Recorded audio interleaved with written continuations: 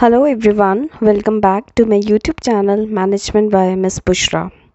So in today's lecture we are going to study the topic from organizational behavior, that is personality and determinants of personality. Alright, so quickly let's start with the lecture.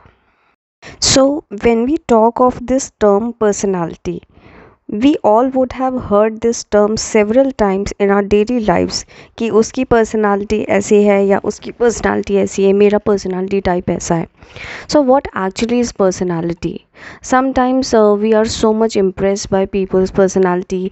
हम Bollywood celebrities की personality से बहुत influence होते हैं, बहुत attracted होते हैं.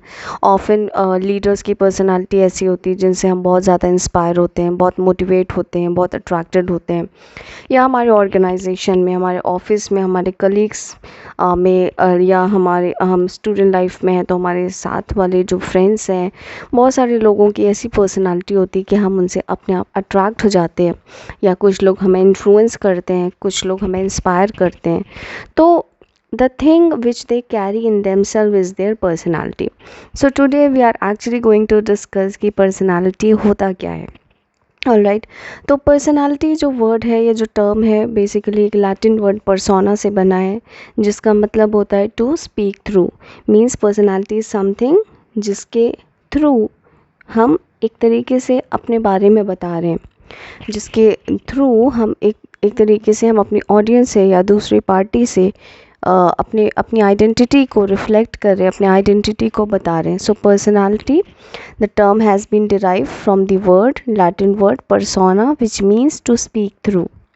सो basically जब हम किसी से बात, जब तक हमने बार ऐसा होता है कि जब तक हमने किसी से बात नहीं की होती है या हमने किसी से इंटरेक्ट नहीं किया होता है, फिर भी वो हमें बहुत ही अट्रैक्टिव लगता है या बहुत ही उसकी पर्सनालिटी हमें अच्छी लगती है टिल द टाइम जब तक हमने उससे बात नहीं की. हमने रोड पे किसी को देखा या हमने कहीं पे भी किसी को देखा और हम उसकी पर्सनालिटी से एक्चुअली में बहुत इन्फ्लुएंस हो गए. Let's say he was so having a good looks, or she was very beautiful and she was carrying herself in such a good manner, she was wearing nice clothes, उसका dressing sense बहुत अच्छा था, तो हम उससे inspire हो जाते हैं या लेट्स से अट्रैक्टेड हो जाते हैं. तो तब तक तो बात वहाँ पे it's okay, but the moment जब हम उस पर्सन से बातचीत स्टार्ट करते हैं तो हमें एक्चुअली उसके बिहेवियर के बारे में पता चलता है, हमें उसकी थिंकिंग, हमें उसका एटीट्यूड और उसकी बहुत सारे इंटरनल ट्रेट्स के बारे में पता चलता है. एंड देन उसके बाद हम डिसाइड करते हैं कि एक्चुअली हमें हो सकता है जिससे हम सिर्फ देख के अट्रैक्टेड हुए थे, हम उसे we no longer like that person because his or her behavior was not that good. He was having a lot of attitude problem, her thinking was not good. तो पर्सनालिटी सिर्फ आपकी फ़िज़िकल अपीयरेंस या बाहर से हम external appearance तक नहीं है, rather it is entire combination of internal and external traits, internal and external qualities, characteristics and traits which a person has or in himself or herself, और वो उसकी पर्सनालिटी को बनाता है.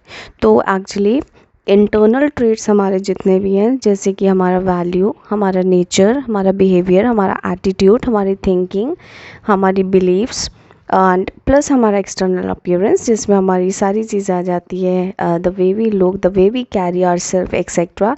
तो दोनों के कॉम्बिनेशन से बनती है हमारी या किसी की भी personality. So this was the actual meaning of personality. Now let us discuss the determinants of personality. So determinants of personality से मतलब ये है कि ऐसे फैक्टर्स, ऐसी चीज़ें जो किसी की पर्सनालिटी को डिटरमाइन करती हैं, जो किसी की पर्सनालिटी को शेप अप करती हैं, तो वो सारे फैक्टर्स, वो सारे डिटरमिनेंट्स को we are going to discuss. So in this session we are actually going to discuss 4 determinants of personality. That is the first one is biological factors. Obviously जहाँ पे बायोलॉजिकल वर्ड आ जाता है वहाँ पे हम बेसिकली जीन से, genetic thing से deal कर रहे हैं, बायोलॉजी से रिलेटेड है. तो कोई भी पर्सन होगा उसकी पर्सनालिटी बायोलॉजिकल फैक्टर्स से बहुत ज़्यादा डिटरमाइन होती है. Biological factors like heredity, like brain, like physical features. तो कोई पर्सन के जो पेरेंट्स हैं या ग्रैंड पेरेंट्स रहे हैं, तो वो जिस तरीके से दिखते थे, उनका हाइट, उनका वेट, उनका बॉडी टाइप, उनका strength, body strength, shape of the nose, eyes का साइज़, लिप्स का शेप, ईयर्स किस तरीके का है, मीन्स अटैच्ड ईयर लोब है, फ्री ईयर लोब है। बहुत सारी चीज़ें हम कहाँ से लेते हैं, हम बेसिकली अपने पेरेंट्स से लेते हैं, और कई पेरेंट्स हमारे ग्रैंड पेरेंट्स से लेते हैं। तो वो सारी चीज़ें हमारे ब्लड में सर्कुलेट होती है और वो जीन्स के थ्रू हम तक ट्रांसफ़र होती हैं। तो the very first point is heredity. Heredity का सिंपल सा मतलब होता है कि पेरेंट्स से ऑफस्प्रिंग में, मीन्स चाइल्ड में जो चीज़ जीन्स के थ्रू ट्रांसफ़र हो रही है, that is heredity. The second one is brain. तो ब्रेन के भी डिफरेंट पार्ट्स होते हैं, like we have left hemisphere, like we have right hemisphere. तो ब्रेन हमारा कैसा है, वो भी often it is said that the child takes the brain of his father. So whether it is 100% true or not, I cannot comment on it because it is not actually proved. But yes, it is said that the child often takes the brain of the father.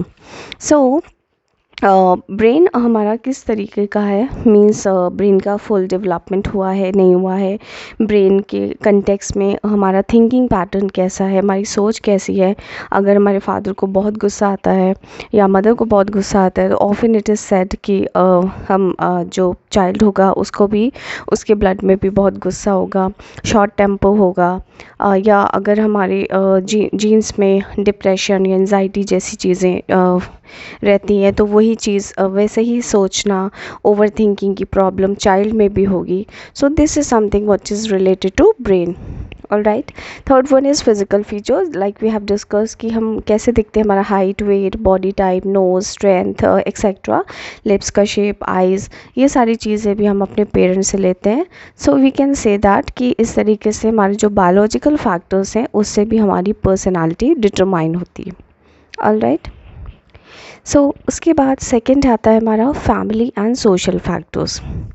So family and social factor से basically मतलब है कि family हमारी किस तरीके की है and हम किस तरीके की सोसाइटी में रहते हैं, किस तरीके के लोगों से, मीन्स हम कैसे लोगों के साथ हैंग आउट करते हैं, हमारी फैमिली कैसी है, फैमिली के कंटेक्स्ट में, लाइक हमारा घर का माहौल कैसा है, हमारा होम एनवायरनमेंट कैसा है, क्या हम एक ऐसे एनवायरनमेंट में ग्रो अप हुए हैं, we have grown up in such an environment where there is lot of love, friendliness. हमारे पेरेंट्स ने हमसे बहुत प्यार किया, बहुत फ्रेंडली थे, बहुत ओपन थे, हम उनसे बिना हेजिटेट किए सारी बातें शेयर कर सकते थे या कर सकते हैं, या हम अपने पेरेंट्स से बहुत ज़्यादा डरते हैं कि हम उनसे कोई भी चीज़ इवन जो बतानी भी चाहिए वो भी हम खुल के नहीं बता पाते हैं. तो ऐसे केस में क्या होता है कि ऐसे चाइल्ड की बहुत सारी पर्सनालिटी जो होती है वो दब जाती है. राइट. लाइक अगर हम बहुत ही अच्छे एटमॉस्फेयर में पले बड़े हैं, हमारा होम एनवायरनमेंट बहुत अच्छा है, तो वहाँ पे हम आसानी से सारी बातें रख पाएंगे और हमारी पर्सनालिटी बहुत ही खुली, बहुत ही ओपन और बहुत ही फ्री पर्सनालिटी होगी, which will be full of confidence. Right. या हम कैसी जॉइंट फैमिली में रहते हैं, न्यूक्लियर फैमिली में पले बड़े, न्यूक्लियर फैमिली में होंगे तो बिकॉज हमारे पास ज़्यादा लोग नहीं होंगे जिनसे हम बात करें, हमारे मम्मी पापा, मदर फादर होगा, राइट, या हमारे पास भाई बहन होंगे, तो वहाँ पे हो सकता है हम थोड़े से इंट्रोवर्ट टाइप हो.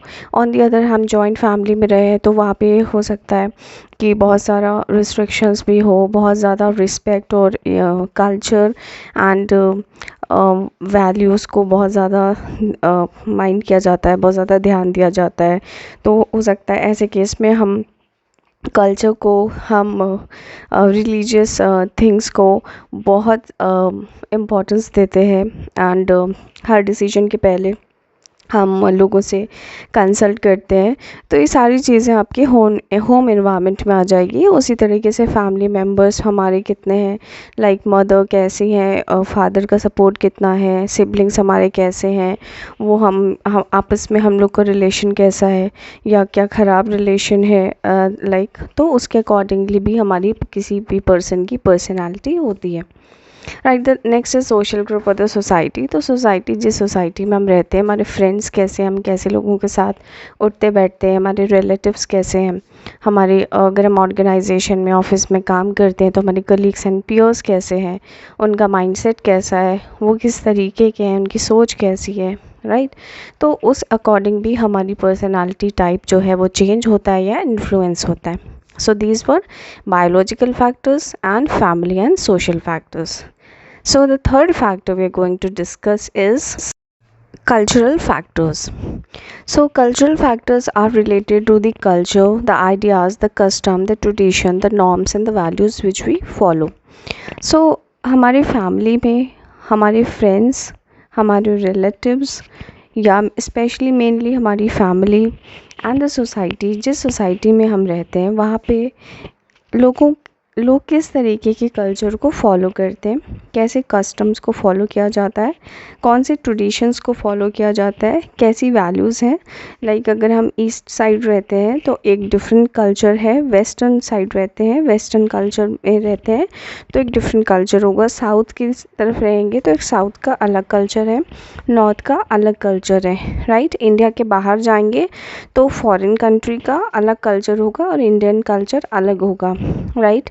इवन अगर हम रिलीजन की बात करें तो हर रिलीजन के भी अपने अलग कल्चर हैं।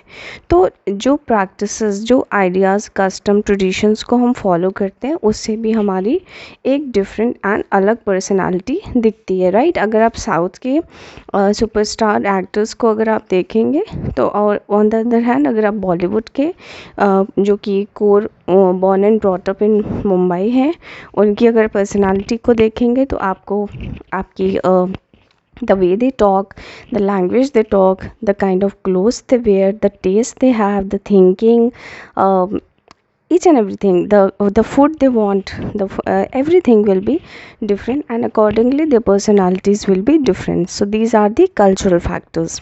All right. And the last one is situational factors, which is actually related to the situations and the circumstances. तो किस तरीके की सिचुएशन और सर्कमस्टांसेस को हमने थ्रू आउट लाइफ फेस किया है। एक ऐसा पर्सन जिसने अपने बचपन में बहुत कुछ देखा, let's say he has lost his parents, और उसने या बहुत ज़्यादा पावर्टी, गरीबी देखी, तो वो उसका जो पर्सनालिटी टाइप होगा, उसका जो थिंकिंग होगा, उसका जो सेविंग पैटर्न होगा, वो उसका जो इमोशनल लेवल होगा वो एक डिफरेंट होगा, जो कि एक as compare to a normal person जो बहुत ही खुशी रहा है और बहुत ही अच्छा उसका चाइल्डहुड बीता है, right. On the other hand एक सिंपल सा एग्जांपल अगर हम लेते हैं, एक ऑर्गेनाइजेशन में अगर आप एक काफ़ी अच्छी टॉप पोजीशन पे थे और you were enjoying autonomy, you were having lot of freedom to take the decisions, and all of a sudden आपका डिमोशन हो जाता है और आप एक नॉर्मल एम्प्लॉय की पोजीशन पे, डेजिग्नेशन पे आ जाते हैं। तो वहाँ पे आपको बहुत टाइम लग जाएगा चीज़ों को एडजस्ट करने में, अडाप्ट करने में, and there you will have lot of problem because बहुत साल से आपने पावर देखी। तो there this is how personality also change as per the situation and circumstances. So we have today discussed the meaning of personality and determinants of personality. All right. Thank you so much for watching, and please motivate me by pressing the like button, the share and subscribe button. All right. Please like, share and subscribe. And yes, if you have any doubt, please write in the comment section. Thank you so much for watching.